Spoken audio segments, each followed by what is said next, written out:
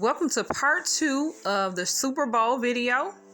As you see, here is the spread that I ended up with, and I'll show you step by step each recipe and how I did it. Stay tuned.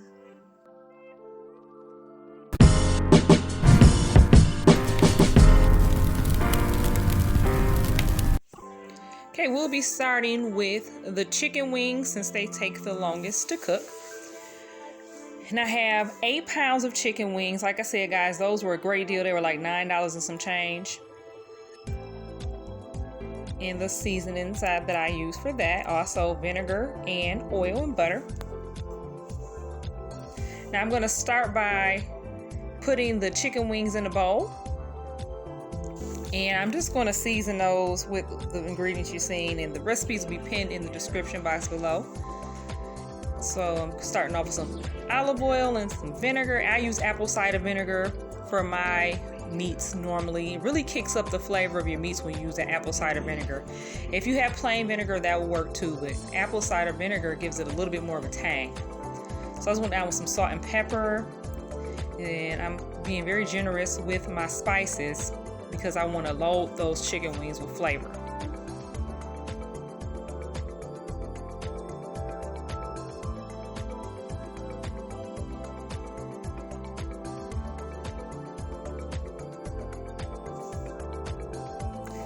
Now putting on my gloves because I'm going to give these a nice mix, get them all coated, and then I'll sit those to the side for about 30 minutes. Now, after 30 minutes, I put them on the sheet tray, guys. You want to make sure you give these space. The 8 pounds of wings, you need probably about 3 8x10 sheet trays is what I used.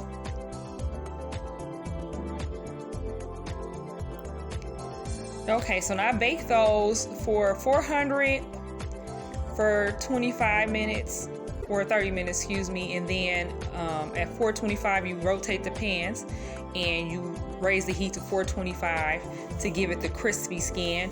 And if you want your skin even crispier, guys, you can put it on a broil for about a minute each tray and it'll really crisp that skin up.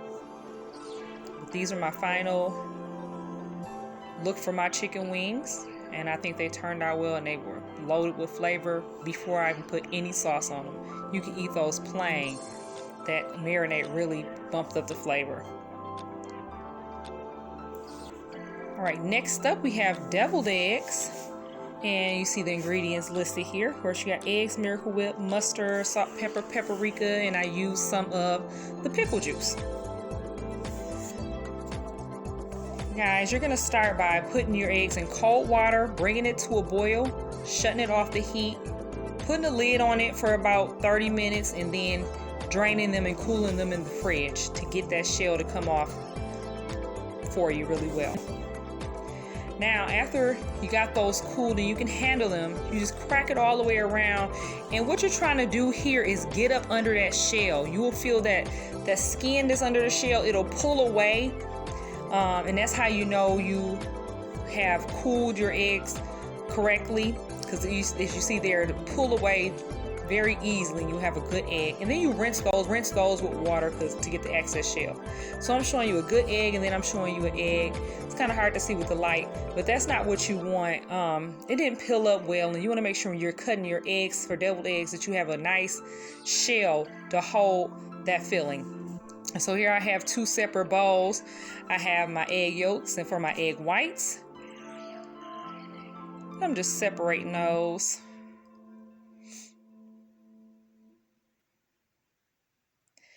So this is my final separation of the two. I did the whole 18 count of eggs, which will equate to 36 deviled eggs.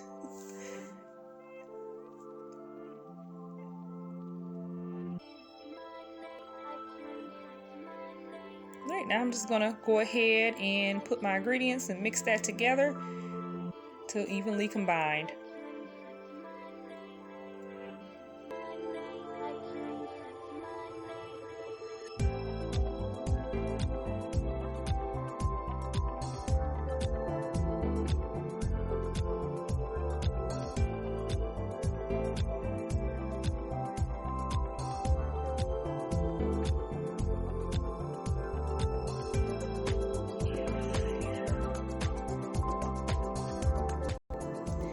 Now after I've mushed that down for about 5 minutes with my fork, it came out, you know, you see the drop on the spoon. It's a little thick. If you like yours thinner, you can add more pickle juice to thin it out. And I'll be using these egg holders. I think I got these from a store in our mall called Kitchen Collection. They went out of business, but you can find these pretty much anywhere, Walmart, wherever. It has covers to go with them so you can store them properly. And now this is me filling the eggs with my mixture. And all I did, guys, after I put those in, finish mushing that, you put that in a plastic bag and just snip the tip off of it. It's easy to dispose of that way. Or you can use a tip bag if you like, or use a fine, like the decorative tips if you want to have it swirl nicely. You can also use a fork.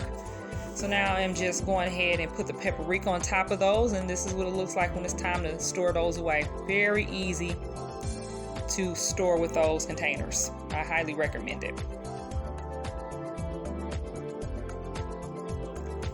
So for our next recipe, it's going to be a simple fruit salad, and that's to cut through all the richness of everything else we got going on. And I just use those 4 ingredients: watermelon, blueberries, grapes, and strawberries. That's all I use for this one this time. So I'm going to start by cutting that watermelon in equal halves.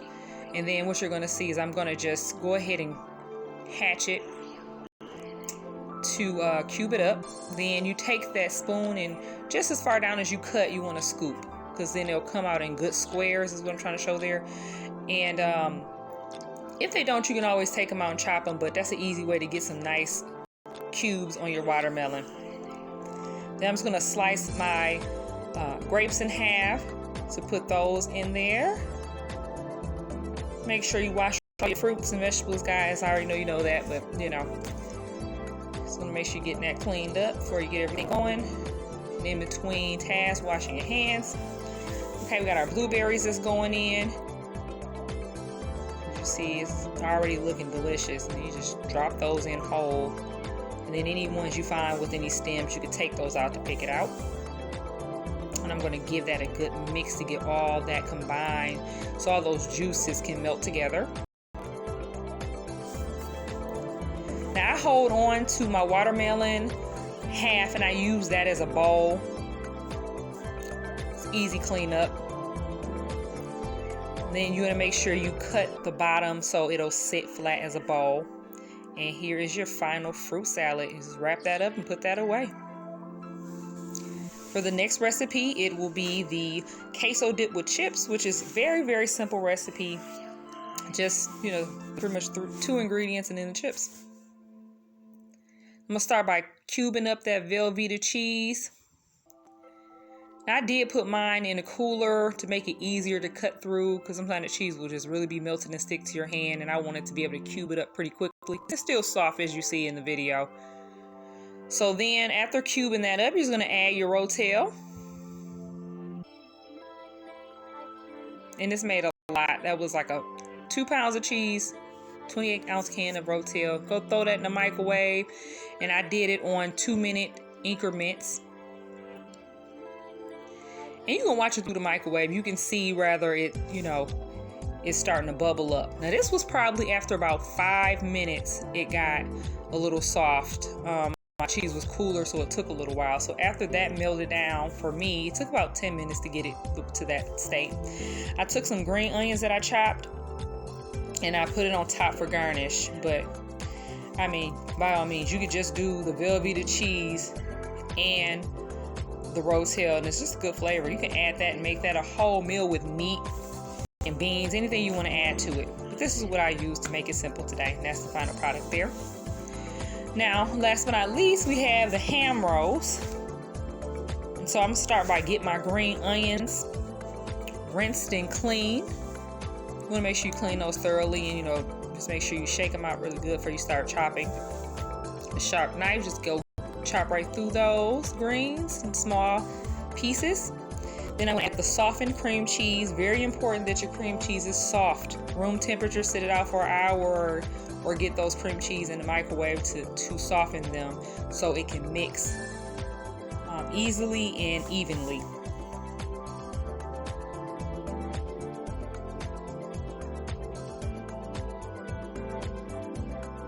Okay, now you see here, guys, I'm just folding that in and using my spatula to press that cream cheese into the green onions and mix it thoroughly. This is what it looks like after you have combined everything.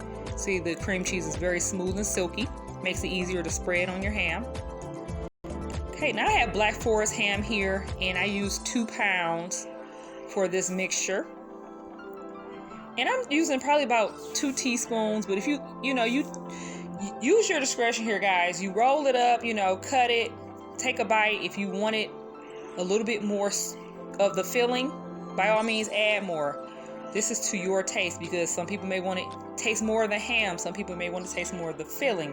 So it's just up to you and your taste buds. So this is the final result. That's 2 pounds of ham made, about a full bowl of ham rolls. And it's just, like I said, my family of 5, so this will be plenty for us to have for the Super Bowl.